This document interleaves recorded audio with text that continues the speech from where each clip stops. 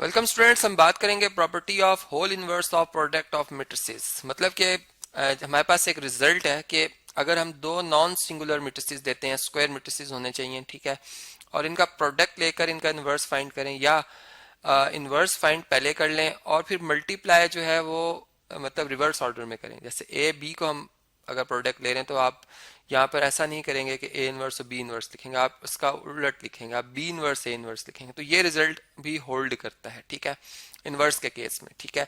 अब इस बात को हम वेरीफाई करने जा रहे हैं, तो फर्ज कर लेते हैं कि हमारे पास एक मैट्रिक्स है, ठीक है, एक स्क्वायर मैट्रिक्स जो कि नॉन सिंगुलर होगा। मैं खुद से बना लेता हूँ। हम किसी भी स्क्वायर मैट्रिक्स के ऊपर जब आप बात कर रहे हैं तो फिर हम अपनी मर्जी से भी सिलेक्ट कर सकते हैं, ठीक है जी।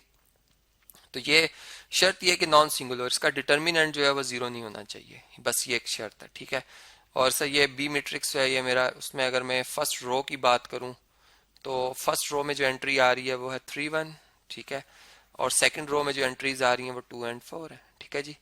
अब देखें, हमें अगर लेफ्ट हैंड साइड को पहले सॉल्व करना हो, ठीक है, हमारी मर्जी होती है कि हम कोई भी एक साइड कंसीडर कर लें, तो इसमें हमें ए बी प्रोडक्ट पहले चाहिए और फिर इसका इनवर्स चाहिए, ठीक है। इसका मतलब कि मुझे सबसे पहले तो ए बी प्रोडक्ट चाहिए कि वो किसके इक्वल होगा, ठीक है। तो यहाँ पर मैं ए मैट्रिक्स लिखूंगा जो कि 2 3 इसकी फर्स्ट रो की एंट्री है और 4 5 इसके सेकंड रो की एंट्री है, ठीक है जी। और इसी तरीके से जो मेरे पास बी मैट्रिक्स है, इसमें 3 1 और 2 4 ये हमारे पास आ जाएंगे।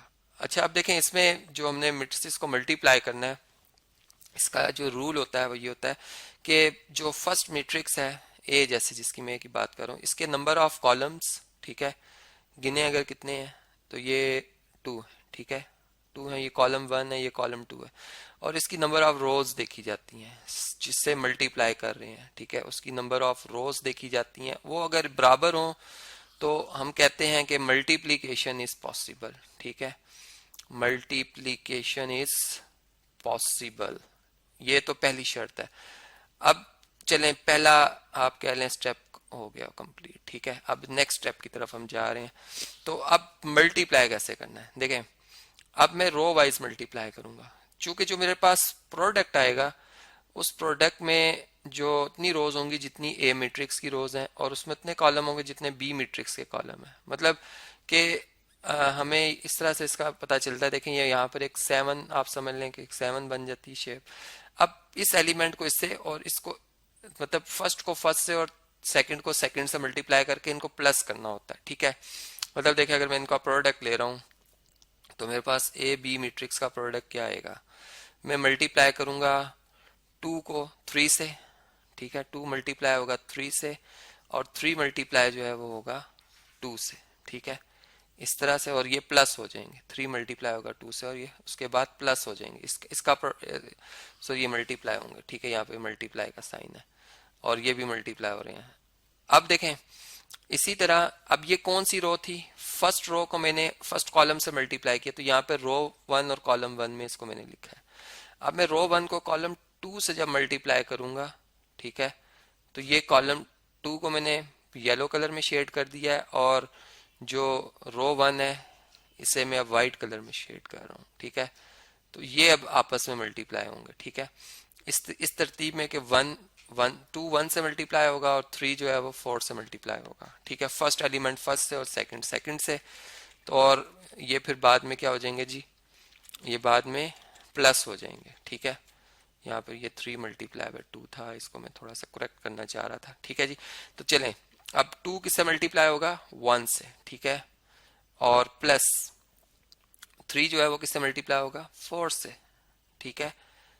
और ये मैंने क्या, रो 1 को कॉलम 2 से मल्टीप्लाई किया, इसलिए मैंने, ये रो 1 है और ये कॉलम 2 है, ये कॉलम 1 है, ठीक है, ये रो 2 है हमारी। और ये कौन सी थी जी, रो 1 कॉलम 1 था, ठीक है।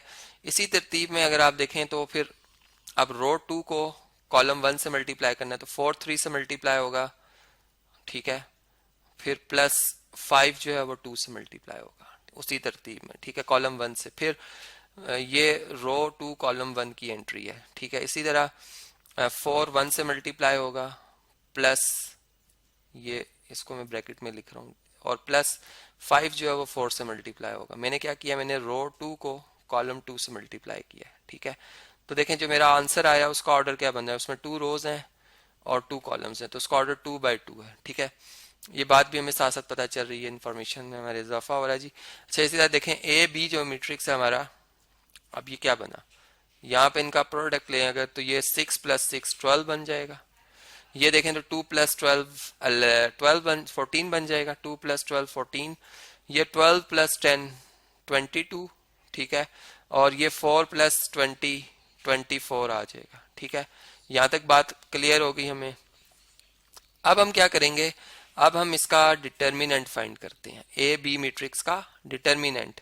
डिटर्मिनेंट आप जानते ही हैं कि हम इस तरह से वर्टिकल लाइंस लगाते हैं, इसमें इन एलिमेंट्स को लिखेंगे 12 22 14 और 24, ठीक है। अब इसमें हम क्या करेंगे जी, हम इसमें जो है ए बी प्रोडक्ट जो है इसके लिए 12 को 24 से मल्टीप्लाई करेंगे, ठीक है। पहले प्रिंसिपल डायगोनल मल्टीप्लाई होगा, माइनस 22 जो है वो 14 से मल्टीप्लाई होगा, ठीक है। 22 जो है वो 14 से मल्टीप्लाई होगा। तो देखें 12 को अगर 24 से मल्टीप्लाई किया जाए, 12 मल्टीप्लाई बाय 24 कितना होता है, 288, 288। और 22 को 14 से अगर करें मल्टीप्लाई तो आंसर क्या आएगा जी, 308, 308, ठीक है। 308 में से 288 माइनस कर लेते हैं, 288, तो ये नेगेटिव का 20 आएगा, नेगेटिव का 20 जो कि जीरो नहीं है। इसका मतलब कि हम ये कह सकते हैं कि जो इनवर्स है वो हमारा एग्जिस्ट करेगा, ठीक है। सो इनवर्स इज पॉसिबल, ठीक है जी, इनवर्स इज पॉसिबल, ठीक है। यहां तक बात क्लियर हो गई। अब इससे नेक्स्ट जो है एडजॉइंट फाइंड करेंगे हम, ठीक है, ए बी का। तो ए बी का जो एडजॉइंट है वो हमारे पास क्या आएगा जी, एडजॉइंट में आप जानते हैं प्रिंसिपल डायगोनल्स की एंट्रीज जो की जगह बदल दी जाती हैं, मतलब 12 24 की जगह और 24 12 की जगह। ये शॉर्ट वे है, मतलब इसका एक प्रॉपर वे है जो हमने फर्स्ट ईयर में एक्सप्लेन किया हुआ, वहां देख सकते हैं। और इनके साइन चेंज करते हैं, -22 और -14, ठीक है, ये आ जाएगा हमारे पास। अब इसमें जो हमारे पास फार्मूला है किसी भी नॉन सिंगुलर मैट्रिक्स का इन्वर्स फाइंड करने का, कि उसके एडजॉइंट को अगर उसी के डिटर्मिनेंट से, मैट्रिक्स के डिटर्मिनेंट से डिवाइड कर दिया जाए तो जो मैट्रिक्स आएगा रिजल्ट में वो उस मैट्रिक्स का इन्वर्स मैट्रिक्स होगा, मल्टीप्लिकेटिव इन्वर्स मैट्रिक्स होगा, ठीक है। तो यहाँ पर फिर इसका मतलब कि ए बी जो होल इन्वर्स मैट्रिक्स है वो किसके इक्वल होगा, adjoint of A B matrix divided by determinant of A B matrix, ठीक है। अब एडजॉइंट भी फाइंड कर लिया, डिटर्मिनेंट -20 आया हुआ है, हर एलिमेंट को -20 से डिवाइड कर देंगे हम, ठीक है। तो इसमें हम -1/20 ब्रैकेट से बाहर लिख लेते हैं और एडजॉइंट मैट्रिक्स को साथ लिख देते हैं यहाँ पर, ठीक है। 24 -22 -14 और 12, तो ये इक्वेशन नंबर ए आ गई हमारी, ठीक है। मतलब हमने ए बी जो मैट्रिक्स का होल इनवर्स था वो फाइंड कर लिया है।